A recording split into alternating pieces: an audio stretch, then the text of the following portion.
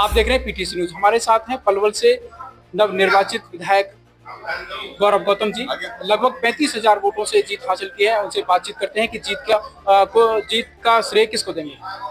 पलवल की पूजनीय जनता को जीत का श्रेय दूंगा, आम आदमी को श्रेय दूंगा, जिन्होंने इस बच्चे की तरह अपने बेटे को प्यार किया। उनके भरोसे पर पूरा खरा उतरने का प्रयास करूंगा और जो वादा लोगों से किया उसको पूरा करूंगा। ये भरोसा आपके चैनल के माध्यम से देता हूँ। गौरव जी, आपने एक बड़े नेता को यहाँ पर हराया और बड़े बड़े भारी अंतर के साथ हराया, क्या कहेंगे इस पर?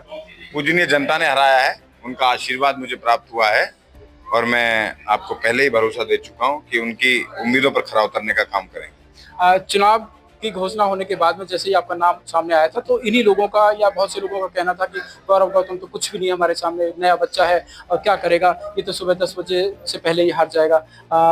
पलवल की जनता ने तो उसका जवाब दे दिया, आप किस तरह से जवाब देंगे?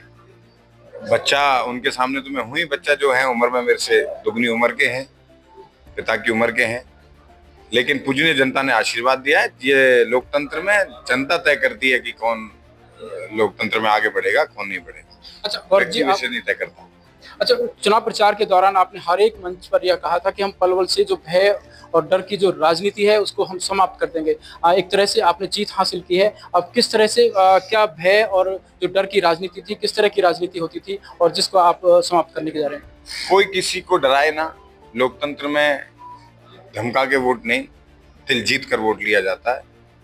हमने संदेश देने का काम किया है कि आने वाले समय में भी कोई किसी को धमका के वोट नहीं लेगा, दिल जीत कर वोट लेना, उनके दिल में घुस कर वोट लेना, आशीर्वाद लेकर उनसे वोट लेना। हमने वो प्रयास किया, हम सक्सेस हुए। गौरव जी, एग्जिट पोल में तमाम जो एग्जिट पोल थे उसमें भारतीय जनता पार्टी को हारा हुआ दिखाया जा रहा था। कोई 22 या 25 सीट से ज़्यादा किसी ने नहीं दिखाया था और कांग्रेस पार्टी की सरकार बनने का दावा किया जा रहा था।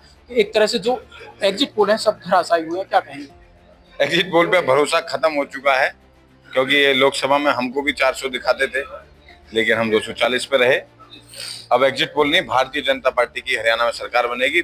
तीसरी बार हरियाणा में सरकार बनेगी और मोदी जी के नेतृत्व में और नायब जी के नेतृत्व में हम पलवल को, हरियाणा को चहुमुखी विकास की तरफ आगे लेकर जाएंगे। तो ये थे हमारे साथ में भारतीय जनता पार्टी के नवनिर्वाचित विधायक गौरव गौतम।